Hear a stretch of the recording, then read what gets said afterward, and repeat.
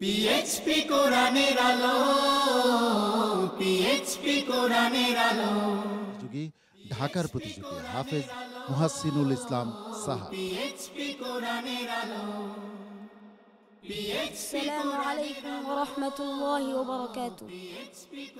ওয়ালাইকুম আসসালাম ওয়া রাহমাতুল্লাহি ওয়া বারাকাতুহু। মুহাসসিন, ভালো আছো তুমি বাবা? জি আলহামদুলিল্লাহ, আমি ভালো আছি। মাশাআল্লাহ। তো আজকে আমরা একটু তেলাওয়াত শুনবো তোমার কাছ থেকে। أعوذ بالله من الشيطان الرجيم. بسم الله الرحمن الرحيم. ولقد وصلنا لهم القول لعلهم يتذكرون. الذين آتيناهم الكتاب من قبله هم به يؤمنون. وإذا يتلى عليهم قالوا آمنا به إنه الحق من ربنا إنه الحق من ربنا إنا كنا من قبله مسلمين. أولئك يؤتون أجرهم مرتين بما صبروا ويدرؤون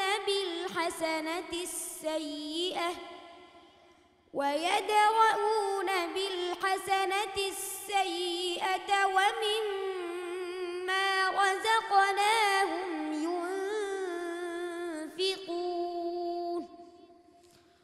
وإذا سمعوا اللغو أعرضوا عنه وقالوا لنا أعمالنا ولكم أعمالكم سلام عليكم لا نبتغي الجاهلين.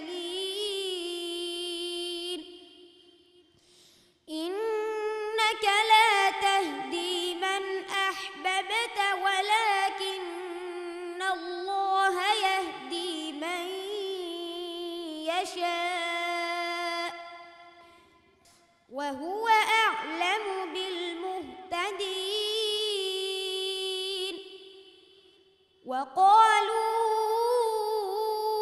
إن نتبع الهدى معك نتخطف من أرضنا أولم نمكن لهم حرما آمنا يجبى إليه ثمرات كل شيء رزقا من لدنا يجبى إليه ثمرات كل شيء رزقا من لدنا ولكن أكثرهم لا يعلمون.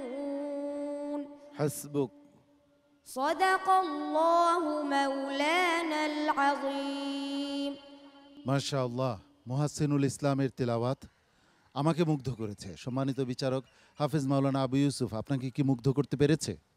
ধন্যবাদ সম্মানিত উপস্থাপক। আসলে মুহাসসিন এতই ছোট, এখনো পর্যন্ত তার শ্বাসটা আমি বলবো যে পুরোপুরি পরিপূর্ণতা কিন্তু এখনো আসে নাই। এরপরও মাশাআল্লাহ যে তেলাওয়াত সে করলো, অনেক অনেক মোবারকবাদ তোমাকে, তোমার ওস্তাদকে। মুহাসসিন, তুমি এগিয়ে যাও, আরো অনেক বেশি প্র্যাকটিস করবে। ঠিক আছে বাবা? হাফেজ কারি জহিরুল ইসলাম। আলহামদুলিল্লাহ, তোমার তেলাওয়াত সুন্দর হয়েছে, কিন্তু তোমার সাহস, নিঃশ্বাস শক্তি যদি আর একটু বৃদ্ধি করতে পারো তাহলে আরও সুন্দর হবে ইনশাল্লাহ। আমি দোয়া করছি তোমার জন্য, তুমি যেন যেই কমতিটা আছে সেগুলি যেন তুমি ফুলফিল করতে পারো। মুফতি মিজানুর রহমান, অনেক ভালো হয়েছে। তুমি যে আরও ভালো করতে পারবে এটা তোমার তেলাওয়াতের মধ্য থেকেই আমাদের আন্দাজ হয়েছে। তো দোয়া করি তুমি এগিয়ে যাও, আল্লাহ তোমার ভালো করুন। উস্তাদুল হফাজ। জি আলহামদুলিল্লাহ, মুহাসসিনুল ইসলামকে অনেক ধন্যবাদ। মহান রব্বুল আলমিনের মহাগ্রন্থ আল কোরআনুল কারিম 30 পারা কোরআন কারিমকে সে যে ধারণ করছে, যেভাবে পরিবেশন করছে, এটা সত্যিই বিস্ময় ঘটনা।